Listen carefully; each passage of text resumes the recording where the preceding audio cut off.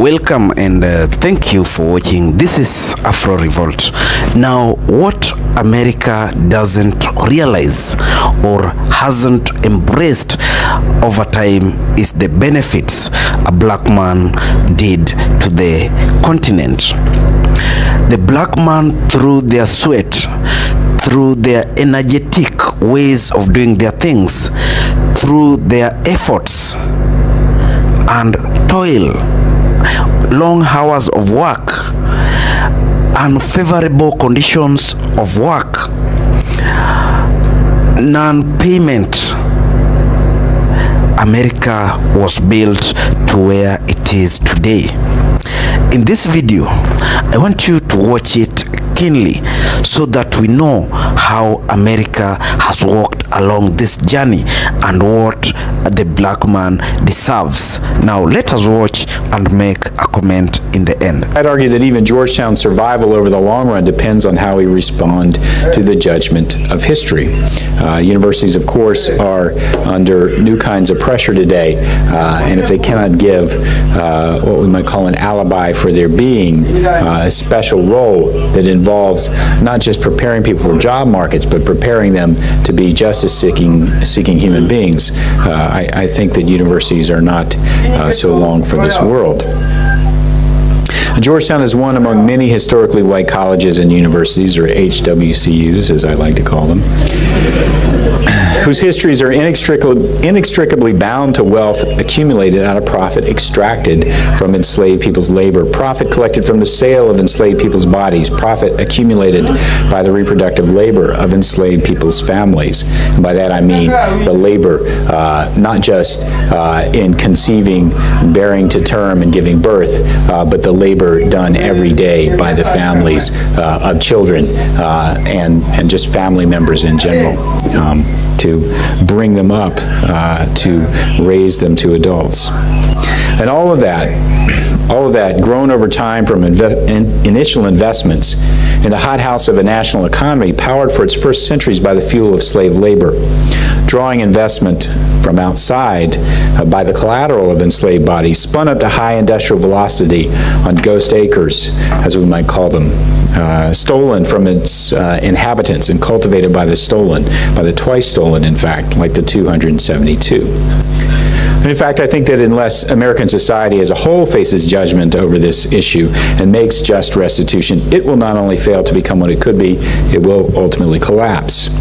For otherwise, all it will ever be is a morally unredeemed empire, and every empire falls far sooner than its rulers anticipate and unmourned by everyone else. Well, this message is not original to me. I did not discover it on my own.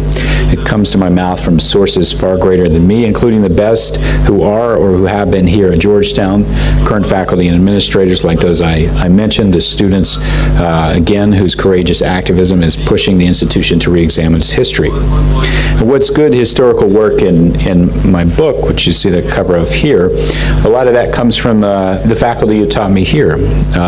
Above all, my advisor, David Johnson, who doesn't teach here anymore but taught African history here, but also John McNeil, among others who still teach here, and still others who don't teach here anymore, like Marcus Rediker, Alan Karras, Mo Maru, and several others. From Maurice Jackson, who I worked with when he was just a grad student, but he pushed me to do better and to be better, and for many of my fellow undergraduate Hoyas who did the same. And above all, I try, as I think we should, to listen for the voices of the 272 people who were sold as chattel, transported from all they loved, and resold to be sources of wealth from still others. The wealth extracted from that process of stealing, I mean selling, but we should call it stealing because it was a process full of violence, even though it was 100% legal in 1838. That wealth, as I know you've been discussing, is all around us today. It has grown and multiplied until its present value reaches the dozens or even hundreds of millions, and every dollar of it speaks to rebuke us. All right, I wrote a book, as I said, and the book was about the big picture, my attempt to give the big picture of this stealing. For this, what happened at Georgetown was only one piece of a massive puzzle. When my daughter was 6 months old, I started in the first preliminary ways to work on that book. in the book, which I researched and then wrote and rewrote over the many years to come. It wasn't published until she was 16. It was a long time. I sought to tell the story of the enormous project and process over which 272 stolen founders of Georgetown were one small part. 272 is a lot of people, but more than 1 million were moved from the old states to the new by force, and they and their children were part of a process that depended in turn on the exploitation of all the millions of enslaved people in the U.S. And there were about 4 million slaves in the U.S. by 1860. In the book, I tried to do many things, but the central thing I tried to do was to tell the stories of people, stolen people, not as asterisks or exceptions in U.S. history, for the sheer numbers alone meant that they could not be exceptions or footnotes. Not as footnotes at all, but as the central characters. I don't necessarily mean getting behind their eyeballs and seeing everything as they saw, although we historians, we lie about it, but we always try to do that. But I mean writing a work of U.S. history in which enslaved people were the central subjects, and in which the connections between them and political, economic, cultural, and demographic developments were the central story, not just footnotes. And as I studied that, my focus began to shift, or rather to broaden. It began to shift from social history and cultural history and microhistory. Those things were still part of it. But to look at bigger questions like the one implied by this picture, which is sort of jokingly called World Economic History in One Picture. And this is from the economist Gregory Clark, and it's claims it's the world, but it's really probably just the West. But it shows something that we historians all know happened, which is this takeoff of Western incomes, this rapid transformation of economy, society, and culture that was clearly underway by the late 1700s, and by the middle 1800s was completely transforming one after another of the Western countries, Britain, and then France, the U.S., et cetera, et cetera. How did this happen? Figuring out how this has happened has been, in many ways, the story of the study of modernization and modernity. This is one of the key questions which history, as a scholarly discipline, was invented to answer. How did human societies at that point in history achieve the miracle of sustained high growth rates and sustained technological change, which substantially increased productivity, the amount of goods and services that labor could make in a set amount of time? This had tremendous consequences for those who came out as winners, and one could argue there were more winners than before. But it also had tremendous consequences for those who ended up on the short end of the new power relations that emerged from this. Well, we've got various explanations for this, this transformation, this great transformation. Many have been offered. Maybe Western societies were able to invent some key technologies which then begat other key technologies, which then begat other key technologies. Maybe private property as a cultural and legal force was really first invented in Britain in the early 1700s, and it enabled the right mix of incentives and control and strictures and rules to let capitalism take off. Maybe Western societies have a specific cultural capacity for inventiveness. Maybe it was government policy. Now, most white historians have routinely rejected, often with what I can only describe as particularly ill grace, the Eric Williams thesis, which held that British gains from the Atlantic slave trade and colonization, sugar colonization in the Caribbean helped to lead to industrialization. Now, this is an ill grace impossible to separate from the racial politics of the Academy. But even Williams and most of the other scholars who even began to broach the possibility that slavery could have made some contribution to the growth of this world-transforming system in which we all live, modern capitalism, in most cases, they had surprisingly little to say about cotton, and this is strange. This would be like talking about 2016 capitalism with no reference to oil. Well, as I said, when I started my project, I expected to find social history, cultural history, microhistory, and I did find those things. But I didn't expect to find information that should have been, I think, found a long time ago, information that, for me at least, reshapes the story of how the West rose to dominate the world and how the U.S. became the world's most powerful capitalist economy. I found this information first in stories like that of Charles Thompson, and this is not him on the left, that's William Colbert, but this is the front page or the title page of Thompson's 1872 autobiography. He was born in slavery, he escaped, he published a narrative about his life. This is one of our typical sources, I think, that we have to use when we study slavery in the 19th century South. There are about 100 of these autobiographies. William Colbert represents another source, another kind of source which I and many other slavery historians have used, the 1930s WPA interviews done with surviving formerly enslaved people. There are about 2,200, 2,300 of them. And none of these are easy to read for a variety of reasons. The more clear they are, the more harrowing the stories they tell. And then in other cases, they're conceived as a kind of elaborate dance with a white interviewer who cannot handle the truth. And yet, in many cases, pieces of the truth, I think, are offered. Well, Charles Thompson was born in Attala County, Mississippi in the year 1833. And he didn't know it at the time, but he was born on a frontier. Attala was the edge of cotton country, which in Mississippi was being marched inland from the river, which is to the west of Attala, into the territory Andrew Jackson's administration was extracting from its Choctaw and Chickasaw owners. And he was also born on a chronological frontier. By 1833, the commercial production of cotton had been driving American expansion into the Mississippi Valley for 40 years, and the drive was accelerating. American cotton had come from nowhere to dominate the world market for cotton. And that commodity market was growing just as fast as the industrial textile factory sector that cotton fed. And that industrial textile factory sector was what, more than any other sector of the British economy, was driving that curve upward. And that graph I just showed you, that sector was the origin point, most scholars would agree, of the Industrial Revolution. And cotton, of course, came from the fields in which Charles Thompson was destined to toil. Now, as the factory system emerged, raw cotton was becoming the most in-demand commodity on the world market. Southern enslavers, by 1833, the year of Thompson's birth, had been able to seize control of its most profitable import markets. But if cotton entrepreneurs could not continue to supply the ever-growing demand for that commodity in ever-growing quantity, it was possible that prices would rise and the commodity would turn into a cord that would choke off further growth.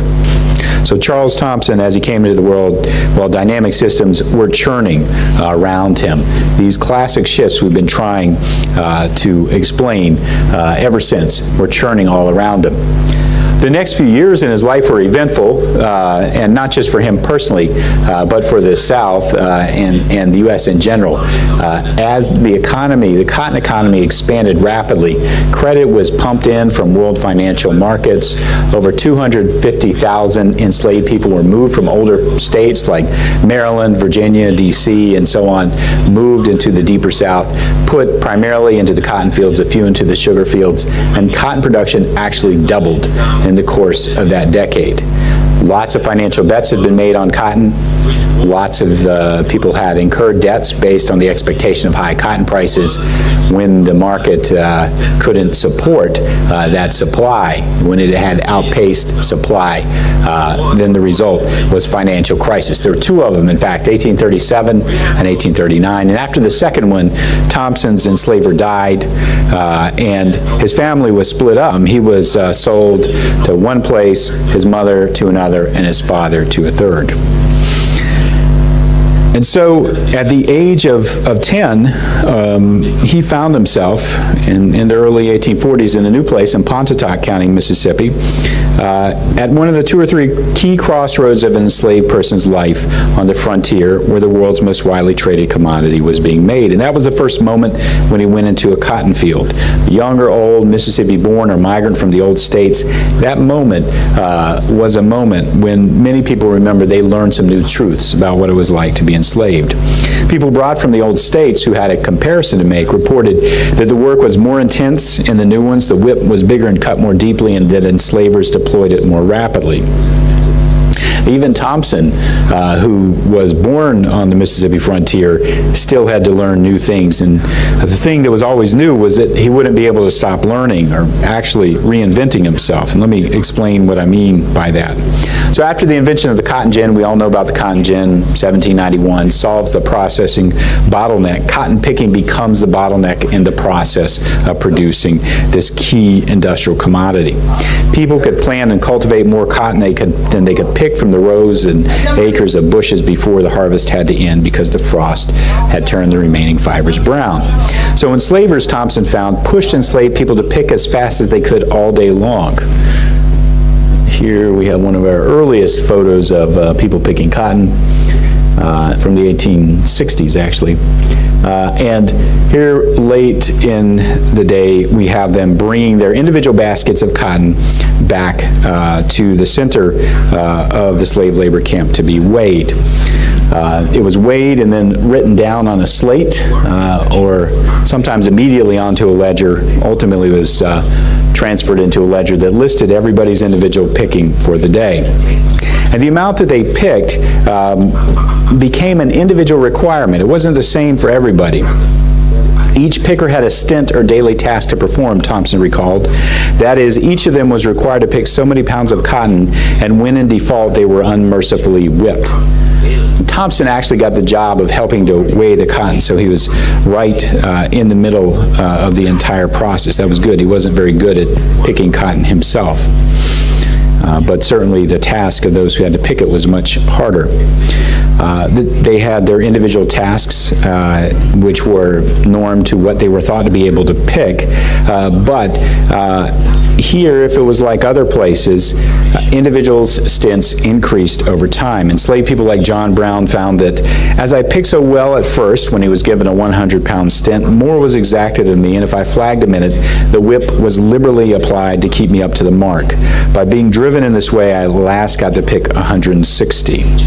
And if you think about this increase in the size of the stint, I think you'll be able to understand, if you haven't already, many facts of which historians have taken an extraordinarily long time to make full sense, and perhaps we still haven't. But here are some of those facts.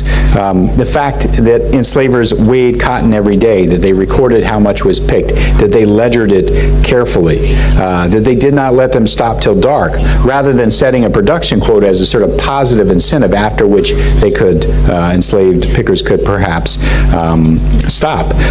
Or the fact that if you've read 12 Years a Slave, or if you've seen the film, which reproduces this story pretty well, Patsy, who's the fastest cotton picker, was whipped. And in fact, she was whipped sometimes for not picking enough cotton.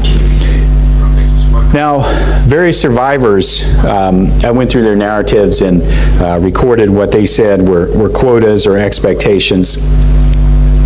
And that gave me a good view of a system in which requirements were being raised over time. And then a couple of economists, historical economists, got a very nice series of daily weigh-ins from those ledgers I talked about before. And they showed, analyzing tens of thousands of daily weigh-ins from thousands of different cotton pickers over 60 years, that with each passing year from 1800 to 1860, the average enslaved person picked 2% more cotton per workday, which compounds to a 400% productivity or efficiency increase over 6 decades.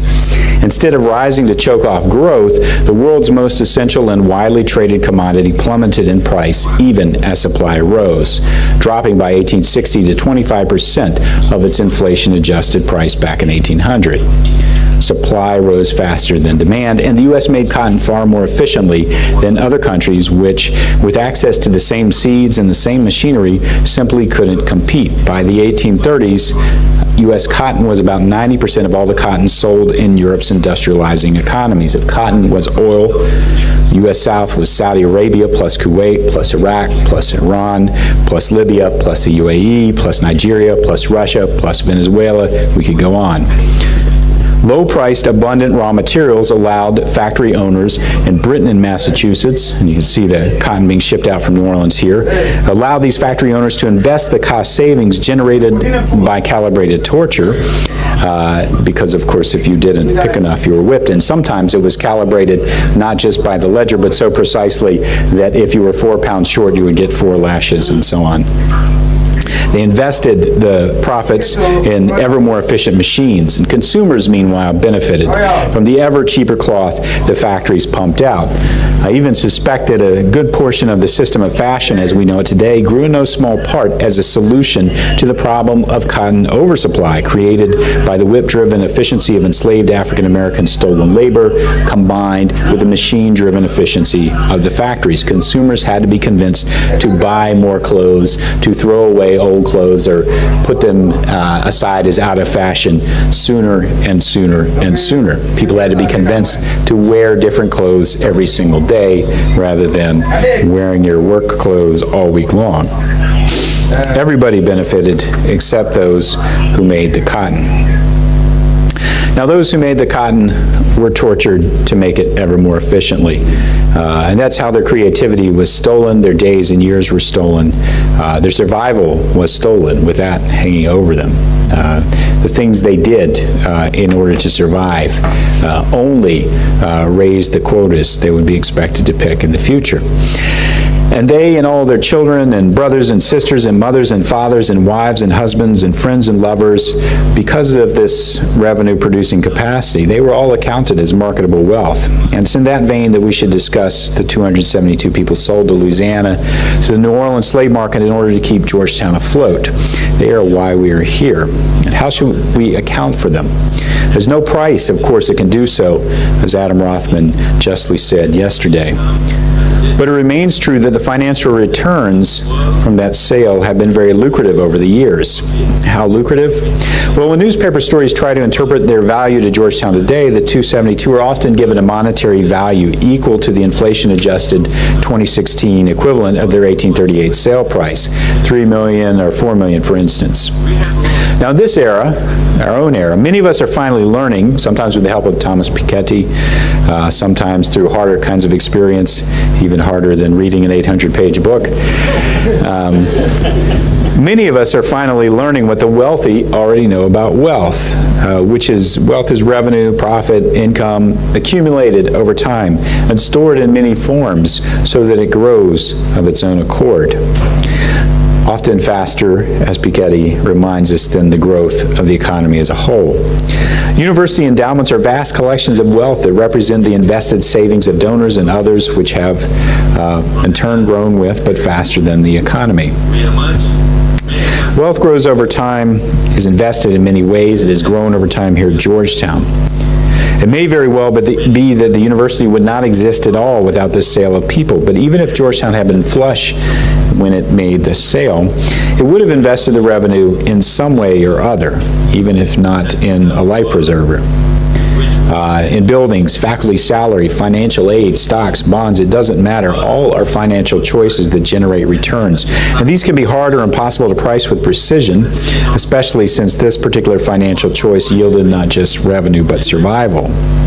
But one handy yardstick would be to simply price the monetary value of the revenue from the sale of 272 enslaved men, women, and children by what that revenue would have earned as a cash investment. And we're told the sale was made for about $115,000, I believe. And even at a fairly basic level of a 4% average return over time, the growth till today will yield, I think, $123 million. What if Georgetown had bought all the rest of the land in the neighborhood of Georgetown? What would that cost today?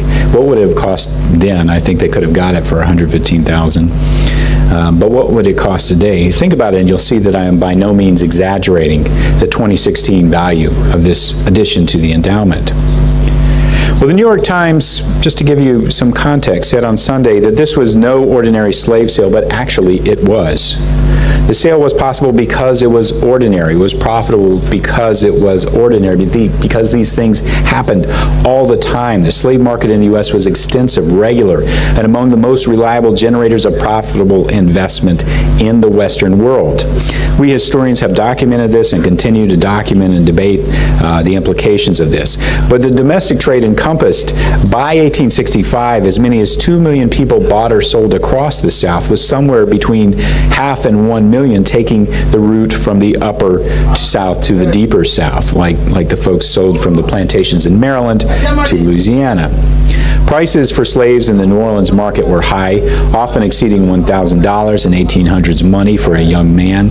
And that represents as much as 100 months of full-time labor by a free wage labor, or well over $200,000 in 2016. If you want a really good fix on what a slave price is, I think that's the best way to convert it.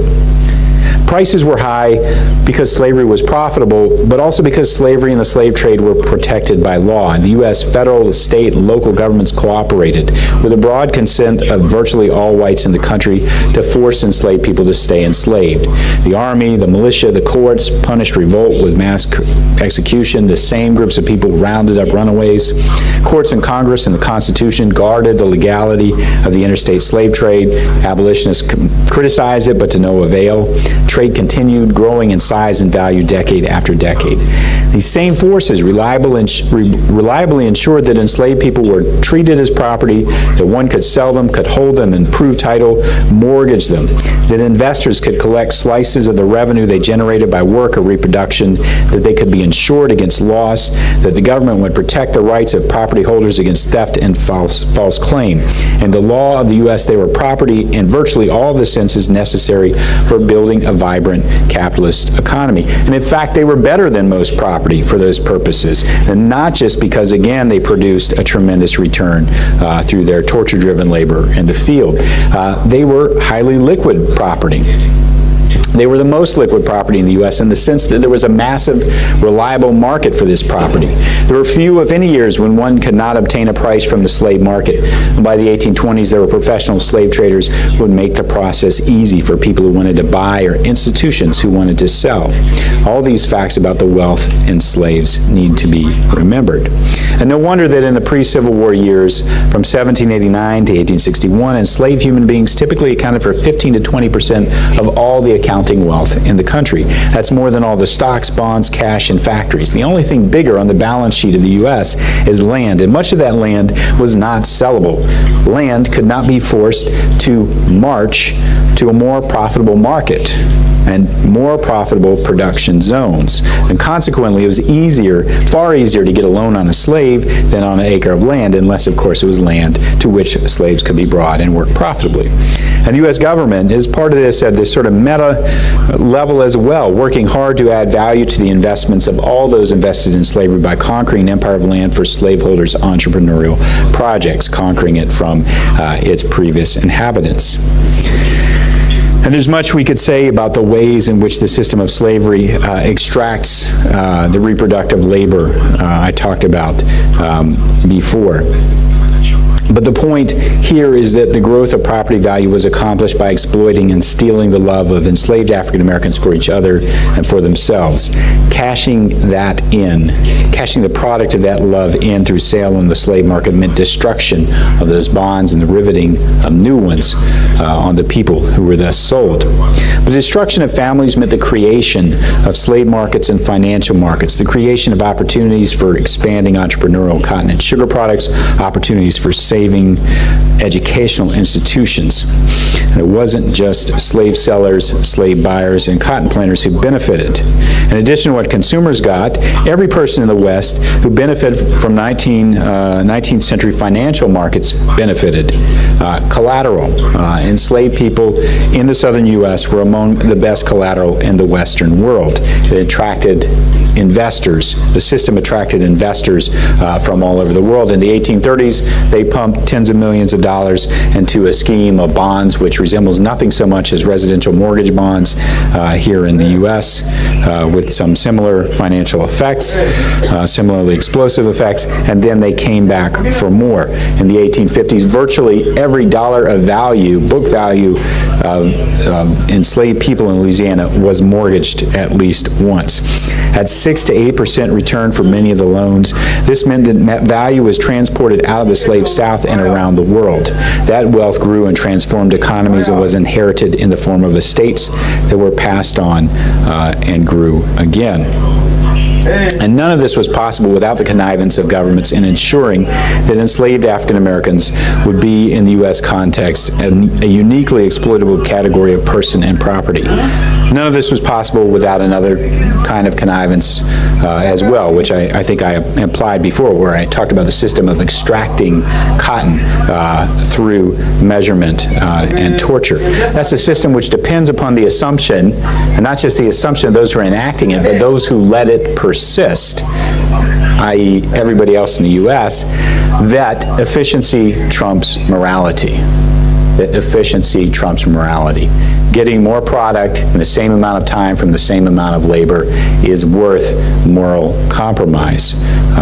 And so white Americans were willing to let Charles Thompson or Patsy or anyone endure any kind of management that allowed unprecedented economic growth to continue. And so the efficiency of cotton picking grew by 2% per year for what may have been the most crucial 60 years of Western society's transition from subsistence agricultural to high-growth modern economy. We like to think that this industrialization process was produced by clever inventors, factory workers, and captains of industry, but American cotton made by slaves was the key raw material of that industry. And millions of people were moved to slavery's frontiers. They were exploited in multiple ways by financial markets and by enslavers and by cotton markets. And again, they were driven to produce that cotton ever more cheaply. The result was not just a plummeting price of cotton, not just massive human suffering, but investments in new products that went beyond textiles or financial markets, and the accumulation of massive concentrations of wealth that are still with us. And refusal to admit the consequences of those processes is a long-standing issue.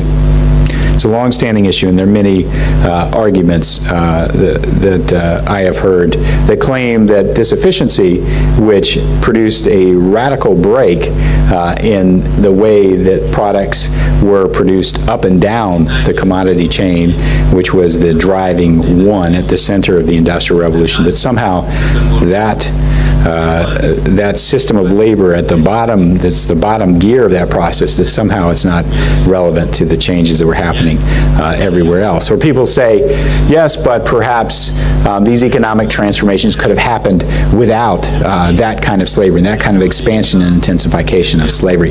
Well, there may be an alternate universe in which that did happen, but that's not the one we live in. That is not the one we live in.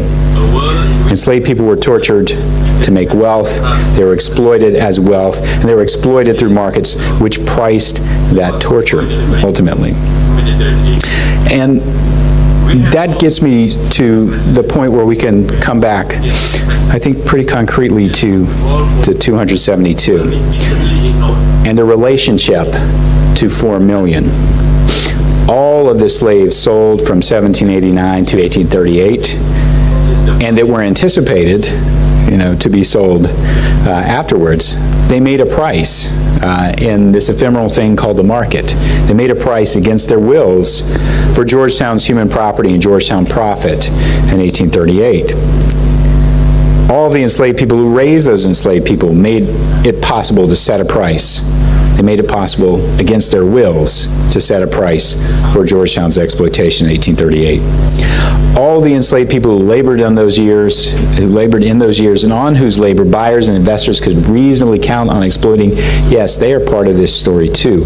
To restrict our thinking about our university's responsibility to only the specific descendants of 272 specific people is something like suggesting that Georgetown's financial aid resources should only be available to military veterans who are descended from alums and not all veterans. There's a bigger system. There's a bigger system that makes the participation of veterans, for instance, possible and gives them a legitimate claim on financial aid resources. And likewise, there was a bigger system of which Georgetown took advantage. All enslaved people in the U.S. were exploited by Georgetown's participation in the market. And if we consider that on the particular scale, Georgetown owes a debt that can in some ways be priced by either its survival, which is kind of the big price, or a sum of money derived from the investment that sale has permitted since 1838, I would still argue that all who are descended from enslaved African Americans hold a share of the unpaid debt, not just descendants of the 272, although they certainly do. Well, we have connived at not repaying in this country for too long in every sense, and there are all kinds of excuses for not doing so. In fact, to investigate all the excuses would be to tell a whole long story, history of white racism in the United States. Slavery wasn't profitable, slavery wasn't good for black folks would waste the money, most of the money is gone, no living person benefited from slavery. The last point is nonsense, particularly as if wealth was not inherited from generation to generation, as if investments shrunk rather than multiplying many times in value over the last 2 centuries since 1838. And if investments grow, think of what happens to unpaid debts. I guarantee you pay a higher rate on your mortgage loan than you get on your savings account. Debts only grow faster over time, and in many ways, slavery's debt has only grown over time. It is bigger now than it has ever been. It gets bigger every single day. We wait to start redeeming our debts. The debt for the nation seems enormous, beyond measure. Not even a Vermont socialist with wild hair can think of discussing it as a possibility in public policy. It seems beyond measure, and surely it is beyond measure in the moral and spiritual sense, perhaps even in the financial sense. But here at Georgetown, we have an opportunity to address a specific harm that was committed by our institution's agents for the benefit of this institution, a benefit whose value over time has grown exponentially, a harm from which I have benefited, and many other people in this room.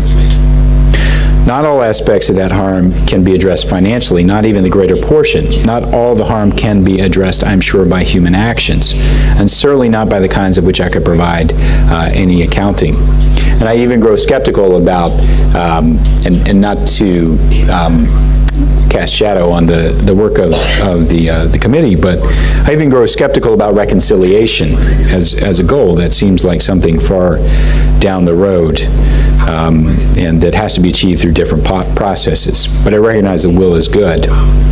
But ultimately, the way I see it is that there's justice and truth on one hand and denial and injustice on the other, and even if the justice and the truth is incomplete, it seems that the choice is pretty plain.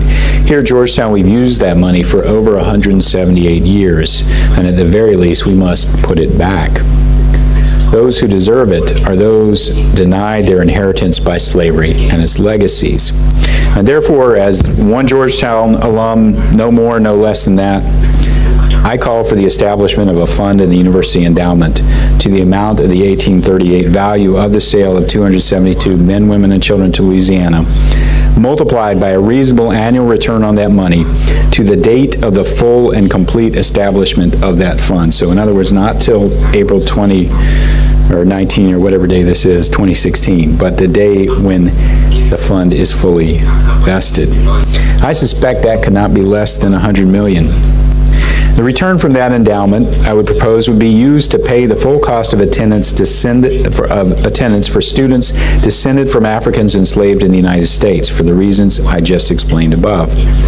And I would suggest Georgetown allocate those scholarships with both merit and financial need in mind. And I, for my own part, as just one alum, should that become a possibility, I would insist that this money not be taken from financial aid that's already in play, that's already in use. That the 100 students, if that is the number that can be funded per year, that they be 100 students who would not otherwise be attending Georgetown. And so that the number of students descended from not just the 272 people who were sold by Georgetown, but all of the people affected by the market that sale helped to sustain and draw profit from, that their number be increased by this process, their number here at Georgetown. I'm just one alum, one only, but I believe that this is what that which is best has taught me to say. And the Georgetown that would do this is the best Georgetown. And that's the Georgetown that seeks knowledge in order to do justice. Thank you.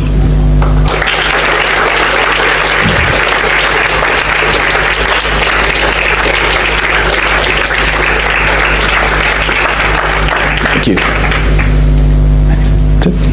Thanks. Thank you very much, Professor Baptist, for that incredible talk. So we're now going to transition into a brief moderated discussion. So I'd like to take a moment to introduce our moderator to you all. Maurice Jackson is an associate professor of history here at Georgetown, a 2009 inductee into the Washington, D.C. Hall of Fame. He was appointed by the mayor and the Washington, D.C. City Council to serve as the first chair of the D.C. Commission on African American Affairs. He is also a member of the Working Group on Slavery, Memory, and Reconciliation. Please join me in welcoming Professor Maurice Jackson.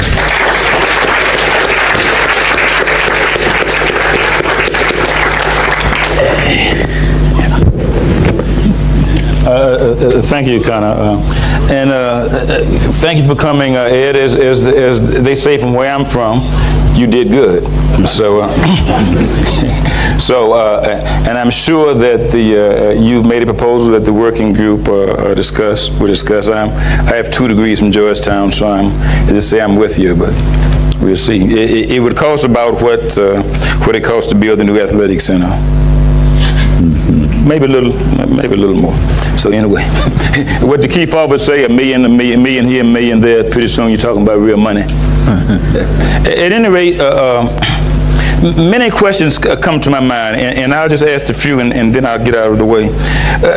As a very young man, I was sent down south, and the school burned down where I was, and so they gave us all mimeograph sheets of paper to read from.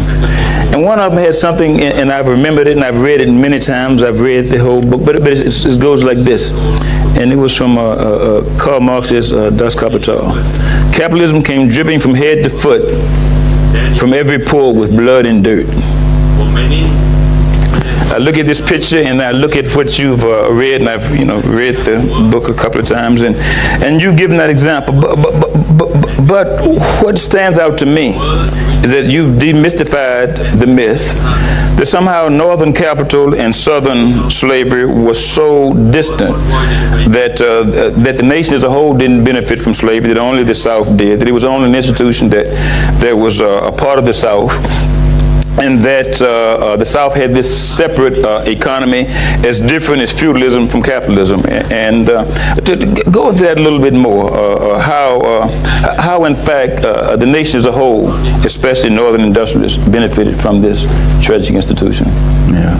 Well, specifically, the connection is very, very tight, because perhaps even more than the case of British industrialization, Northern industrialization starts with cotton textile factories that are 100% dependent not just on raw materials from the South, but on making a relatively low quality product, which was then sold to the South, specifically to be used by enslaved people, so-called Negro cloth, who were too busy working in the cotton fields, the sugar fields, and other endeavors to spin and weave their own cloth, which they would wear. And so they are a literally captive market, protected by tariff policy. right?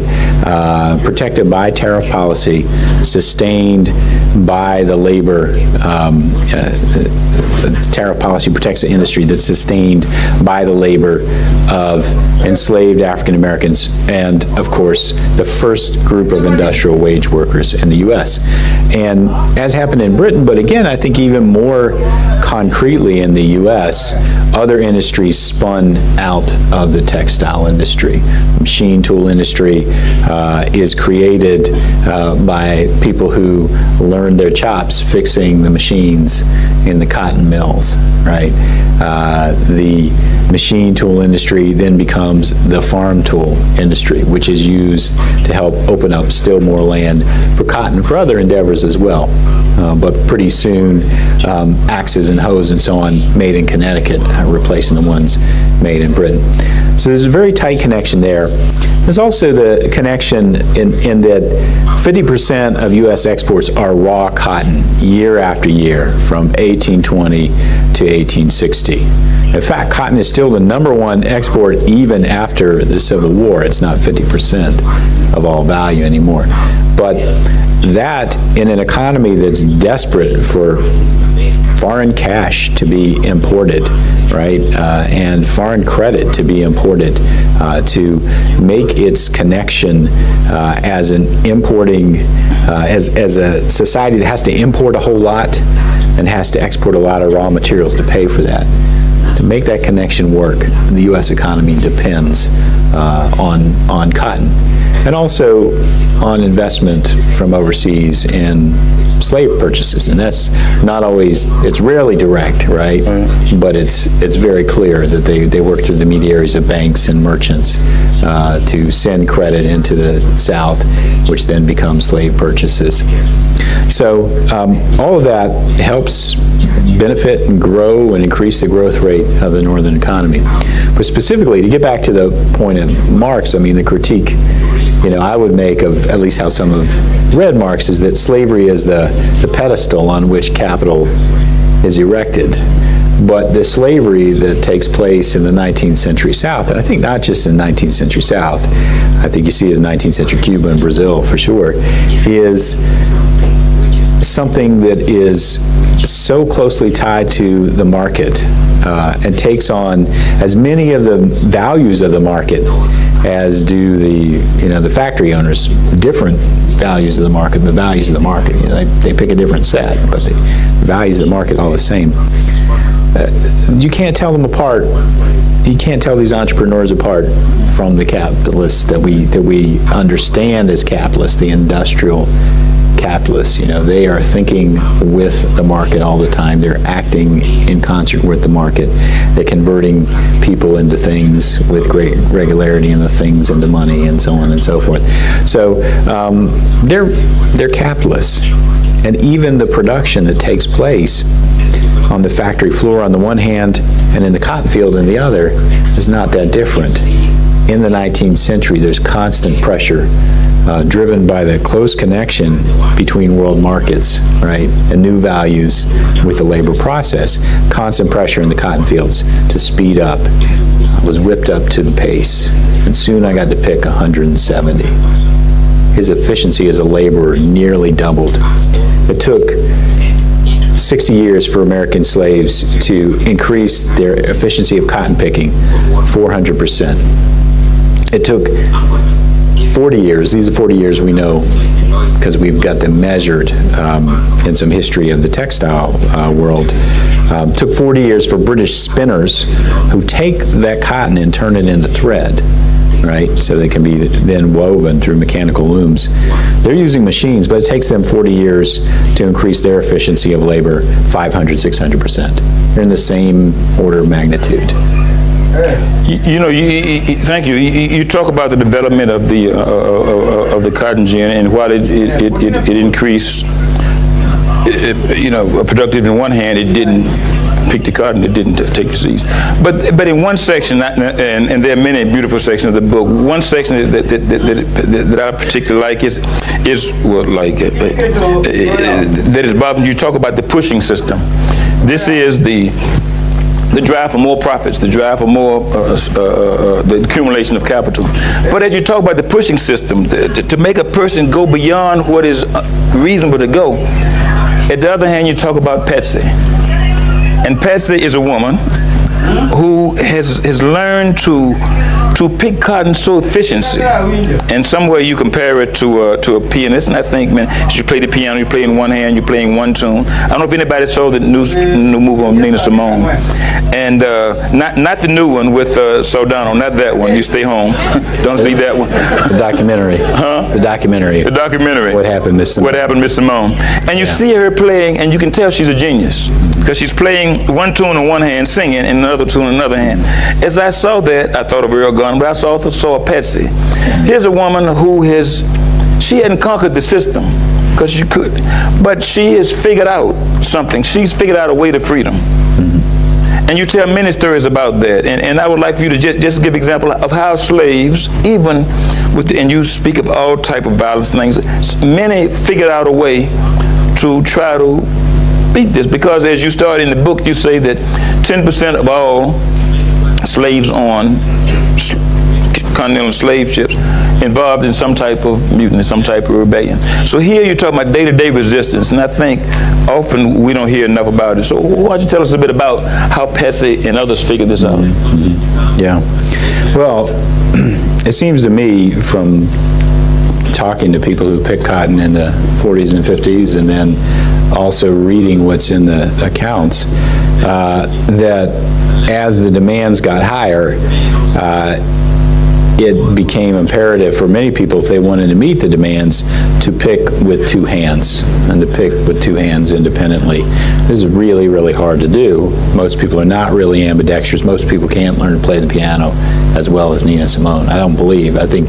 No, she's a genius. Yeah. You know. Bona fide. Lots of people can learn to play the piano if they put the effort into it, but I think there are levels that, you know, just are not going to be reached by many people at all. And of course, it's really complicated. You got a Patsy out there in the cotton field, and she's picking 500 pounds a day, and most people are struggling to pick 200 pounds.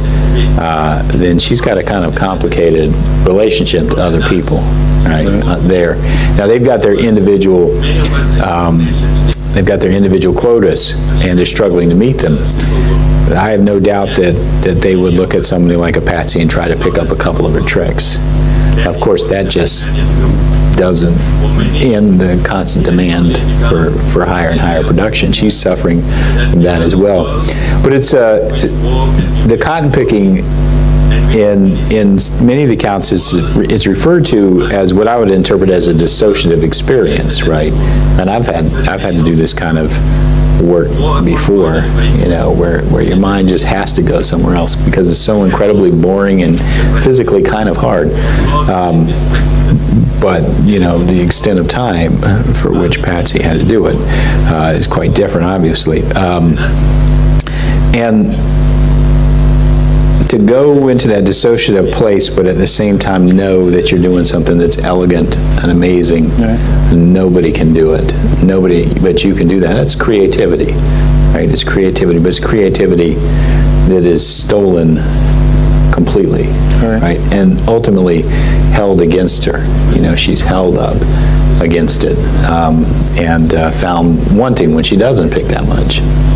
So it's very, I mean, in a way, that's a metaphor for a whole lot of artists' creative experience. Again, it's not necessarily slavery, but the kinds of exploitation we've had of artistic creativity in this country, particularly of African Americans. It's in a sense, it's a replicated pattern. You know, cotton picking, playing music. These are different things. I acknowledge that. Exactly. But the will to exploit, right? That is there in the dominant society in both cases. Day-to-day resistance, like running away, is of course everywhere, right? But it's something that I talk about, but I'm now working on a new project that focuses on runaways, and Adam Rothman's on the board of this project that I'm working on with a couple other scholars to try to collect all the runaway slave ads in one database, and I know he got some of his students to run through our pilot version. I think it's really a powerful experience for students to encounter those in the role of a historian, right? You're trying to make sure nothing is missed from this document, and you're trying to read into it and see whether or not there's something you think of as resistance going on there. So I think that's it's a very exciting project for me to talk about. I won't go too far off on that. Yeah. And lastly, before I turn over, you go into great depths about violence. There's the violence of Potter, who I think his name is Potter, who castrates his wife's lovers. There's the violence of a man who takes a woman takes a young girl who's 15. There's the violence of inventing new type whips, which I didn't know. You invent a new whip to whip somebody harder, to make them work harder. There's the violence of men against their wives. There's the violence of people against the Word of God, the spiritual, the religious code, and everywhere it existed at a certain point. That how in the world did were white people able to survive with all this violence and believe that such a system was right? What kept that together? You speak about it, but it's something there it's something even more than prophets there.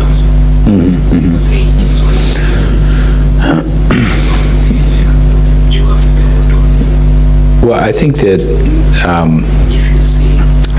at least for some of the white actors in the system, the ones who can't keep all those realities at distance, right? If you're in Britain and you want to buy a bond that's going to let you profit at 6% per year on a slave mortgage, it's relatively easy. And, we're involved in these kind of relationships ourselves, in our own economic lives, directly or indirectly. It's almost impossible to stay out of them in the modern economy. But for those who are right there and right close, as you say, there are tests, and some Southern enslavers, if you will, fail them, right? And they try to reform the system. They're not up to being, that sort of full-on character of the system. Or in very few cases, they become abolitionists. And I think they're some of the more, radical and perceptive white abolitionists that there are in some cases, certainly the Grimke sisters, for instance. But I think we also have to recognize that the violence is not a bug of the system, it's a feature. It binds actors to the system. It commits them to doing more violence to prove that the violence is just, has always been just. And it becomes, I think, one of the attractions of the system, just as rape becomes one of the attractions of the system, just as rape it's one of the factors that drives prices, right? And there are numerous reasons to think that it drives prices, from all sorts of little things that people say to even the research, that's been done in psychology and behavioral economics and so on, that says when you sexualize a market,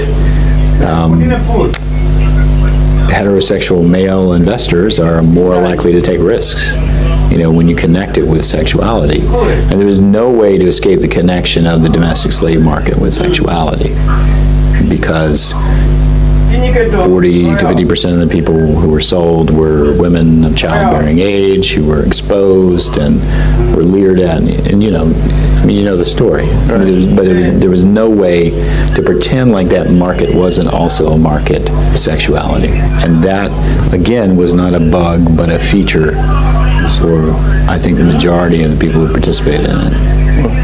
Thank you. So let's open it up. The gentleman here, and then we go that way. Yes, sir. Thank you very much. My name is Whyt.e.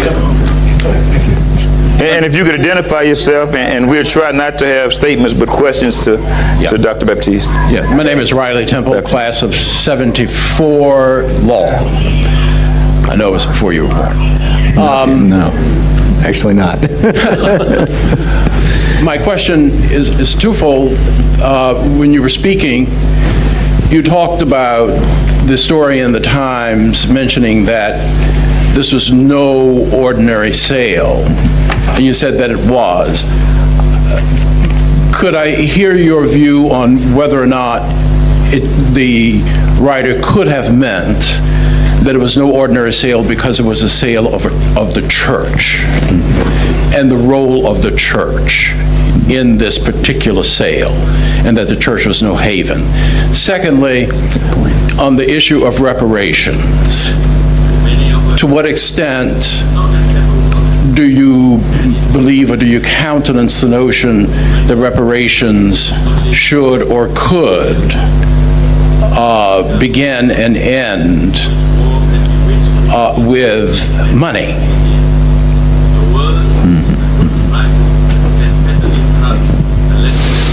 Yeah, those are great questions. So it was kind of easy to take the language of the New York Times and say, aha, but let's look at it, a different way and see the ways in which it was very commonplace and what that tells us. But I think you're absolutely right that, and the article, I think, builds on some really good work that has been done here to show that actually the Catholic Church hierarchy at certain levels was not really very happy about this sale, right? It exposed them, or it offended them. It depends on what you want to think of as the motives in the Vatican. But clearly it caused some consternation. And you wonder what happened as a result of that, in addition to recalling the president. You wonder if that had an effect some 25 years later. Right, well, and sending a president who had been born in slavery to become the president of Georgetown. I mean, you'd like to think that was somewhere a part of the Vatican's decision, because my understanding is that the Vatican wanted him to be president. Yeah. Yes, sir. Oh, yeah. I didn't. Oh, I'm sorry. Just the second half of the question. No, reparations, of course, can't. It can't end with money, but I think there's a lot of great social science work that shows that although there are certain aspects of racial stigmatization that affect people's life prospects and all kinds of ways that are not wiped out by the stigmatized person having lots of wealth. There are other things that are lessened, where the effect is lessened, and where the realities of being able to buy houses and start businesses and pay for education and create new institutions, where these open up in the context of our society, which is a capitalist society, which is structured in certain ways, where access to wealth makes a huge difference in the life course of individuals and in the life course of their descendants. So that I think has to be a key part of it. There are lots of other components, I suspect, to any definition of reparative justice. And sometimes, one of the things that troubles me the most is the idea that doing reparative justice, doing acts, reparative acts, is going to lead to a sort of sea change in how the affected party sees the party who's profited from the historical events. That's not necessarily so, and it's especially not necessarily so if that's seen as one of the conditions, one of the sort of prescribed outcomes. That's the way that forgiveness works. You don't prescribe it to if you're the guilty party, you don't prescribe it to the forgiver, you know. So, anyway. Yeah. Yes, yes, sir. Yes, hi, my name is Bob Eager. I'm a Georgetown Law graduate, 1981, and I'm head of the Owner History Project nonprofit here in town. I want to focus on the religious aspect again. I have an ancestor who was from Vermont, educated at what is now Hamilton College, was a Baptist home missionary, was sent to Mississippi in 1841. By 1845, he was pastor of a church near Natchez, where planters attended. There's no documentation about how, and his sons fought for the Confederacy. To me, that's a metaphor of that period. I'd be interested in your thoughts and observations. I have no documentation about what went on in his head, how he was able to make that transition, but it seems to me there's it's a kernel of our history. Yeah. Well, I think there's two elements, or two ways in which I think it's symbolic of some facts of U.S. history that we don't necessarily like too much, but we haven't figured out how to deal with them effectively. The first is that there's lots of Northern involvement in the South, right? Eli Whitney was from the North, and he was one of hundreds, maybe thousands of well-educated New England college grads with little prospects in the pre-industrial revolution New England, and all the pulpits are filled by old guys who are never going to leave. So what can they do? They can go down to the South and teach as private tutors, or maybe set up a small academy, because that's where the money is. That's where the money is in the early 1800s. And it went from that to a generation later, Northerners moving specifically to become cotton merchants, specifically to become cotton planters, or both, which was pretty common. And so if you look at the bench and bar histories of Mississippi or Alabama, they're full of Northerners who, got thoroughly entrenched in the political, legal, and economic systems. So, your ancestors' history, I think, is pretty common. What maybe makes it a little bit different is that he was a Baptist and he came down relatively late, but assimilated, it sounds like, enough to get a congregation. And by that point, by the 1840s, some of the denominations are starting to split, right, across the issue of slavery. There are a few folks in the convention, at like the Methodists or something like that, are driving the split. But more broadly, it points us to the fact that the South won the war of interpretation after the Civil War, the war of interpretation about what North and South meant, and what slavery meant, and whether it was an effective economic system, and was able to present, to a large extent, the plantation system as a sort of social control force for unruly, unequal, perhaps subhuman folks who needed to be in something as close to slavery as possible. And to present that that social control system not as designed to extract profit. No, they were above that.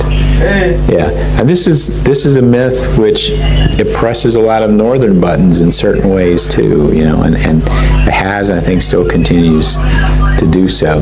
Luckily, there's no Calhoun Hall here at Georgetown. Yes, ma'am. Hi, thank you. I really enjoyed the book.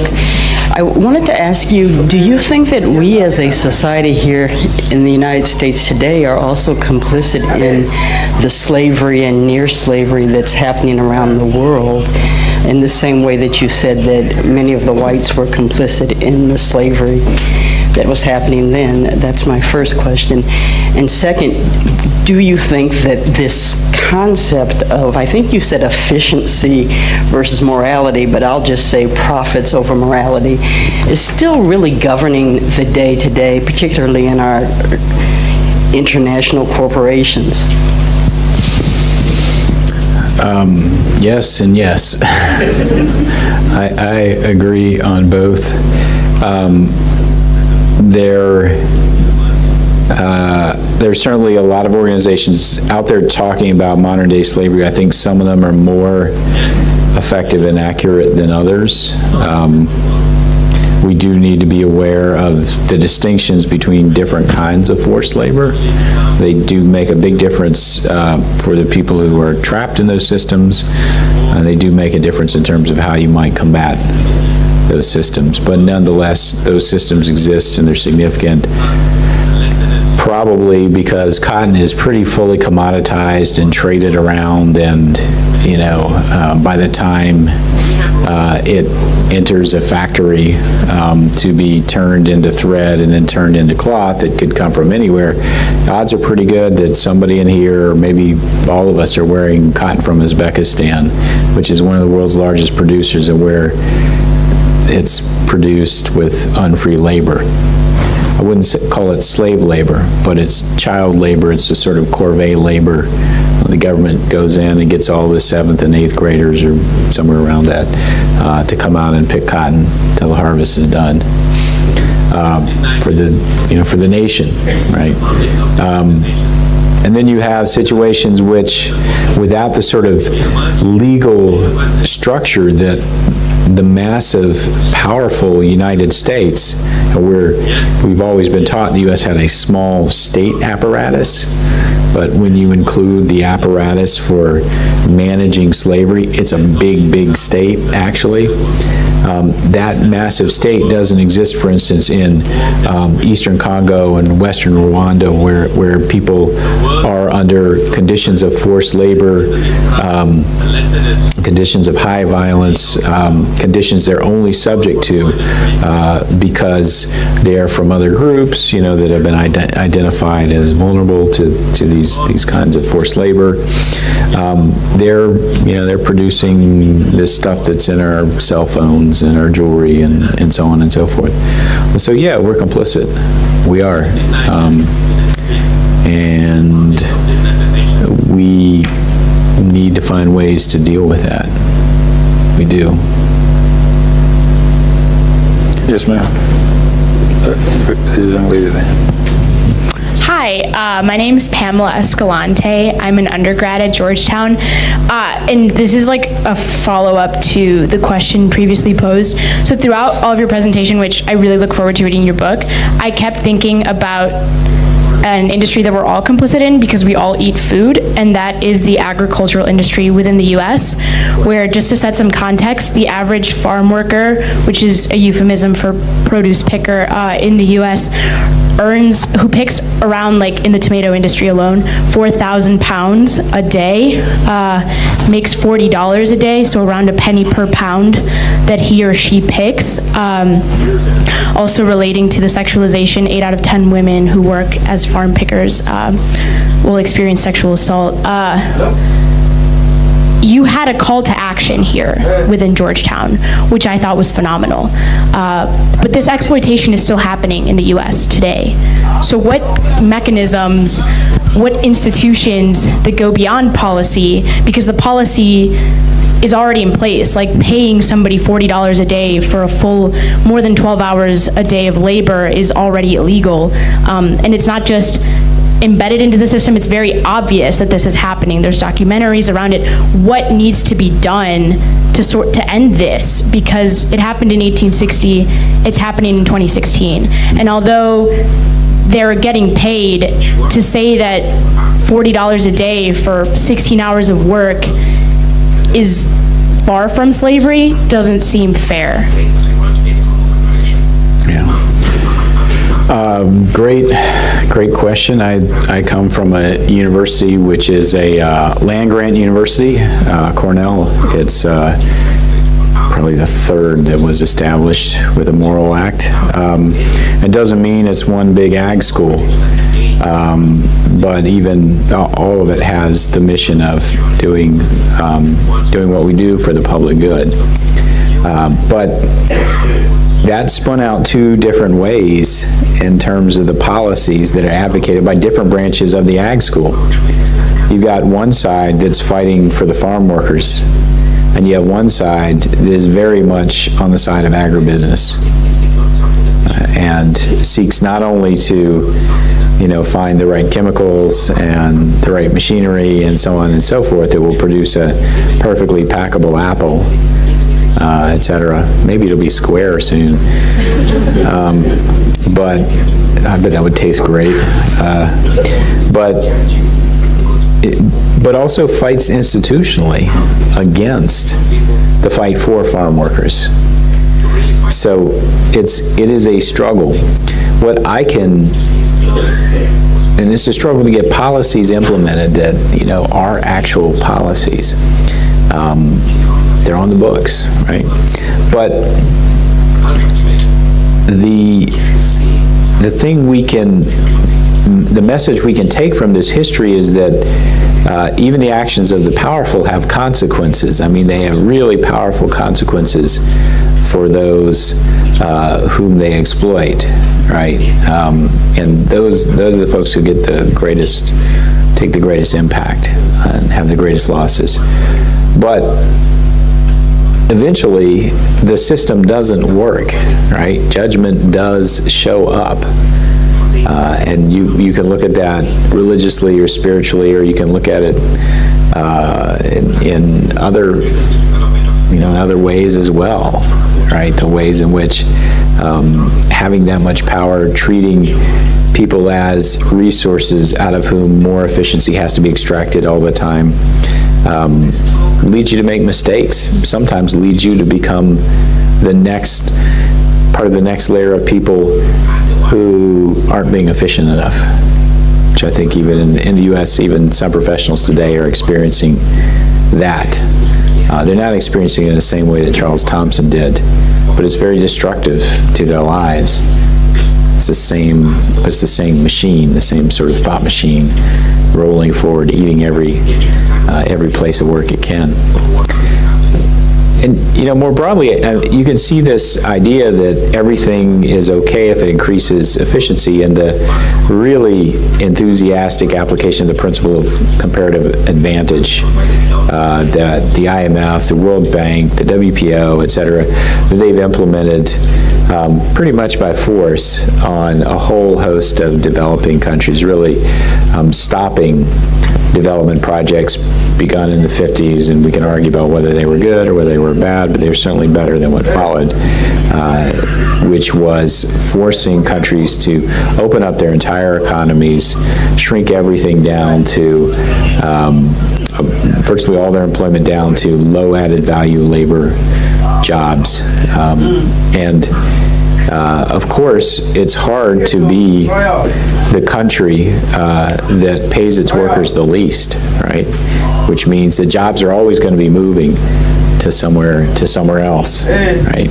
So there's a constant struggle to extract more wealth and more efficiency at a cheaper price from the workers in your country, because otherwise these companies will pick up and move.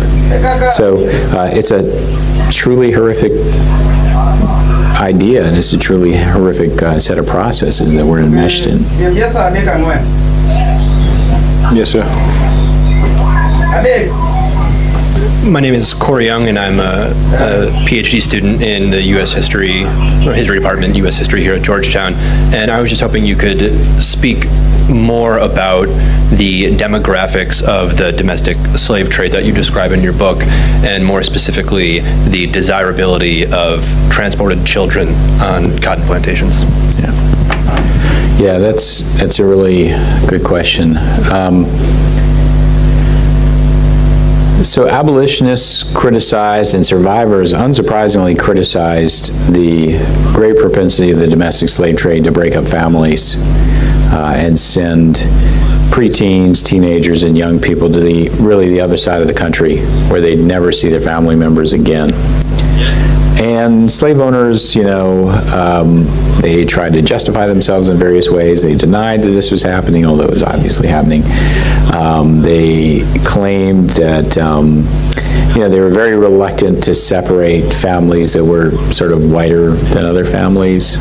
And the field hands, they didn't really care so much about family attachments. These were the claims that slave owners made. And Louisiana, even fairly early in the game, I think around 1820, passes a law that says children under 10 can't be sold away from their mother. I found lots of cases where that law was violated, and an 11-year-old is still pretty young. But again, this is a situation it's depicted as a flaw by critics of the system, and it's something that, because they're living in a primarily Protestant Christian nation that has a certain idea of what the ideal household is, and it should be this warm, effective place, and children should not be separated from their mother, and so on. Because that idea is there, slave owners get defensive, and that's true. But in the end, this is another thing that's not a bug, it's a feature. Because if you want to take people and remove them from traditional systems of labor, they're probably learning how to do from their father, from their uncle, or from their older brother. Not just learning how to do the labor, but how to have some control over the labor in the tobacco fields, or cradling grain, or working in a blacksmith shop. Maybe teaching you things the slave owner didn't know you knew. Right? Couldn't do himself, right? They were teaching you how to have a little power over the system of production.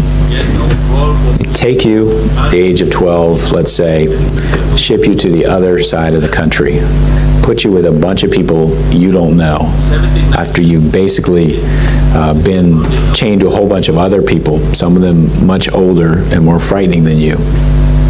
They drop you there on this new property, and they put you into a new job in which you're constantly measured, and you're constantly tortured if you don't meet the measurement.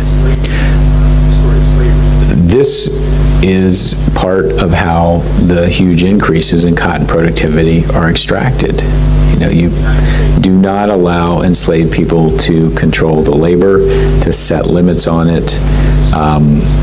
You grab them at a point in the life course where they're not capable of that, right? They're not able to do that. And over time, they build horizontal relationships. They find fictive kin, whether it's, a bunch of guys deciding that they're brothers, or somebody, who's older, and I've run across many cases of this, adopting people who remind them of his or her own children. And they struggle back towards having some control. And you see this constant struggle, played out in things like rules that say you can't put cotton in someone else's basket. So if you've learned how to pick fast enough, and you've got that person you care about in the row next to you, maybe they're not so good, you can put some cotton in their basket, save them from a whipping. The overseer doesn't want that to happen, because he wants to know exactly how much you can pick, exactly how much they can pick. They want those relationships to not exist. So there's constant pressure on those relationships.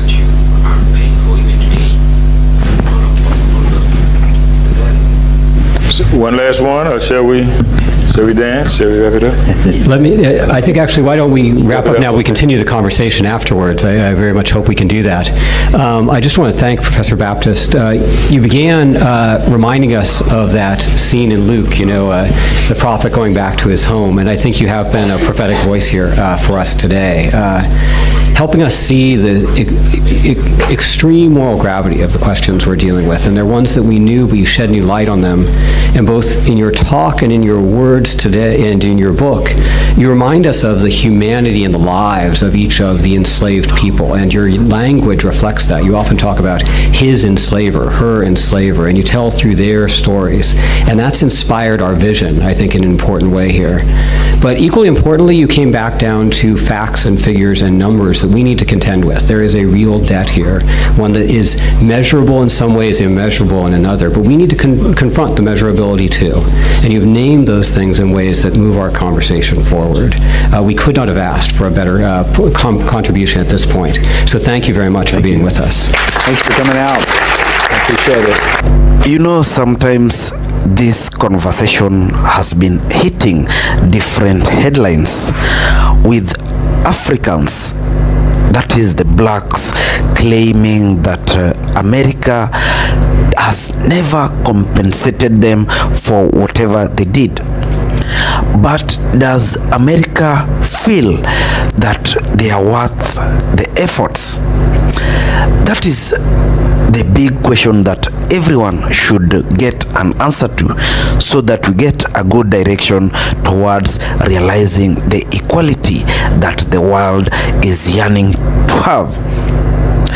Now, interestingly, during the slavery period, there was a lot of segregation, and the black man was not given the opportunity to air his or her view, but rather they were forced to handle some duties that was for the benefit of the white man. Did they get any reparation? Did they get any return? Were they paid? They were not paid. Was this a way of building the economy and the great America it is today? Now, this also begs a question of who a white man is. Was a white man created to be a man who is always feeling superior? Now, today I'm speaking this way because we have to unravel these issues so that we build a world that is free of segregation. Now, before that, I want to read this article on segregation. Segregation is the practice of requiring separate housing, education, and other services for people of color. Segregation was made law several times in 19th and 20th century America, as some believed that black and white were incapable of coexisting.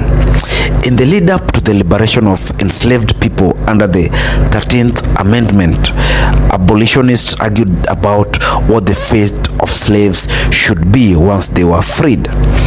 One group argued for colonization, either by returning the formerly enslaved people to Africa or creating their own homeland.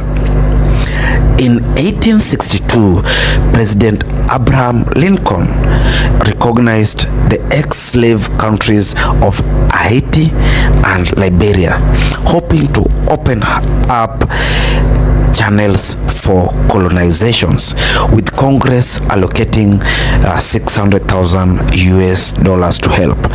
While the colonization plan did not pan out, the country instead set forth on a path of legally mandated segregation. Now, the first steps towards official segregation came in the form of black codes. These were laws passed throughout the South starting around 1865. Now, let me post this so that I can that dictated most aspects of blacks' lives, including where they could work and live. Now, look at this happening just in the watch of everyone. And the black man, they defined where they could work for the black man. Now, the courts also ensured black people's availability or for cheap labor after slavery was abolished. Now, it means that the whites didn't preempt a situation whereby the white man didn't see the black man becoming free or becoming equally treated as he is in the society. They did set standards to forever rule the black man. Now, segregation soon became official policy enforced by a series of Southern laws. Through so-called Jim Crow laws, that was the laws that was passed by then, named after a derogatory term for blacks. legislators segregated everything from schools to residential areas to public parks to theaters to pools to cemeteries, asylums to jails, and even residential homes. There were separate waiting rooms for white people and black people in professional offices. And in 1915, just recently, Oklahoma became the first state to even segregate public phone booths. Even the phones were not meant to be used by the black man. Colleges were segregated, and separate black institutions like Howard University in Washington, D.C. and Fisk University in Nashville, Tennessee were created to compensate. Virginia's Hampton's Institute was established in 1869 as a school for black youth, but with white instructors, teaching skills to relegate black people in service positions to whites. Now, I could read on and on, but the main message here is that the white man knew that the black is to be controlled because they never see them as worthy human beings. Now, the reason why this channel always brings such issues is because we are trying to create a free world, an equal society, a just environment whereby everyone can feel part of the society without having the discriminatory feeling in his mind and heart, because we are all equal in the eyes of God. Now, I want to see how you argue about this. Hit our comment section and tell us what you feel about this. Also, if you're watching us for the first time, kindly subscribe and also like and share. Thank you, and may God bless you.